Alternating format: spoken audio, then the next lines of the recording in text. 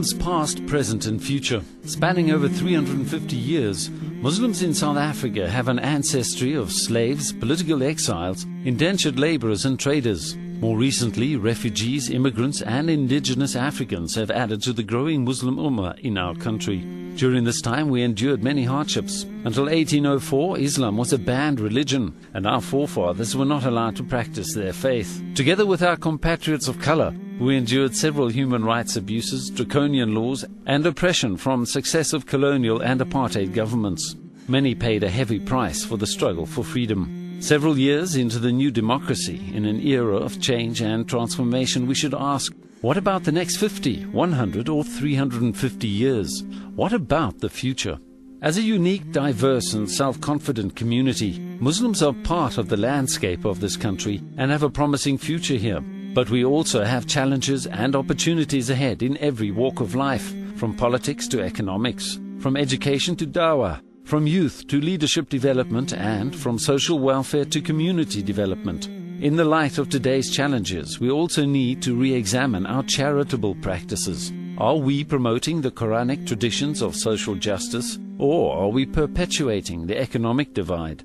Times have changed. We live in a new era. Are we prepared? We need to become more organized, develop more institutions, mobilize our resources, build capacity, and be more responsive to the needs not only of our established communities, but also of the emerging and previously disadvantaged communities, many of whom are living in destitute conditions. We need to contribute meaningfully to nation building and poverty eradication. We need to stop the self-marginalization. We need to engage with the broader community. We need to be part of and actively participate at all levels of mainstream society and its institutions. We need to nurture and inspire our young men and women to strive towards the highest levels of learning, leadership and character, to be the role models and situational leaders of tomorrow. We need to constantly strive to become an empowered, influential but benevolent community. How will we do that?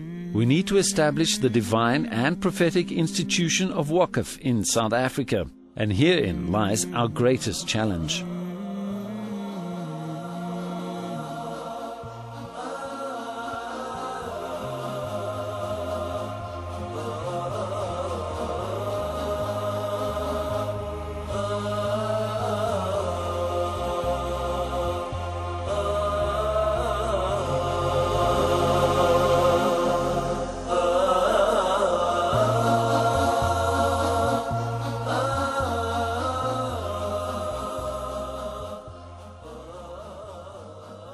What is Awqaf? Simply put, a Waqf is a voluntary donation in perpetuity in the form of an endowment which is dedicated by the benefactor, male or female, for the pleasure of Allah, for charitable, humanitarian or religious purposes. So why Waqf? The following are some reasons why Waqf or Awqaf should be established. It provides a sustainable income stream from investments. It is a revival of the Sunnah. Waqf is Sadaqah Jariyah, an ongoing and recurring charity and benefit. Waqf is a legacy for the future.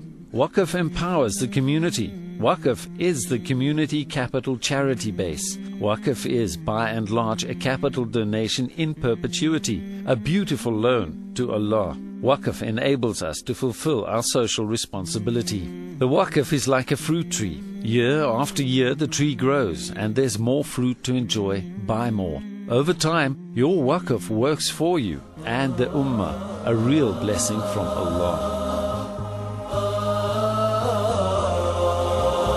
Awqaf South Africa, providing sustainable solutions purely for the love of Allah.